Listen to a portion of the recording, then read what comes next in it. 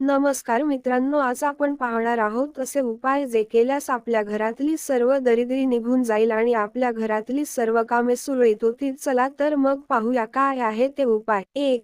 सूर्योदयापूर्वी उठणे आणि गंगाजल शिंपडणे. या दिवशी ब्रह्ममुहूर्तात उठून घरात गंगाजल शिंपडा.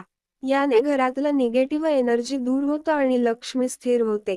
2. पूर्ण दिवस उपवास, एक थेंबही पाणी न घेता. हीच एकादशी आहे जिला निर्जळा म्हणतात, म्हणजे पाणीही न घेता उपवास. पोट रिकामं ठेवणं ही तपश्चर्या आहे. त्यामुळे तुमचं शरीर आणि मन दोन्ही शुद्ध राहतं. 3. विष्णूला तुळशीच्या पानांनी पूजा करा.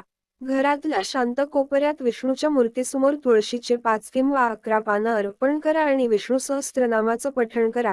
तुमचं मन खूप शांत होईल. 4. गरिबांना पाणी आणि साखर दान करा.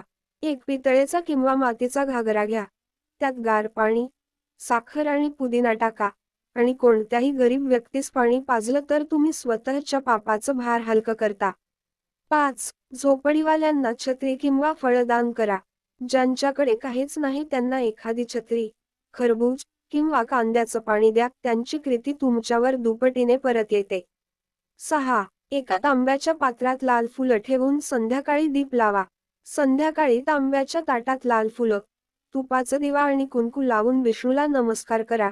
घरात कायमचं तेज आणि समाधान येईल.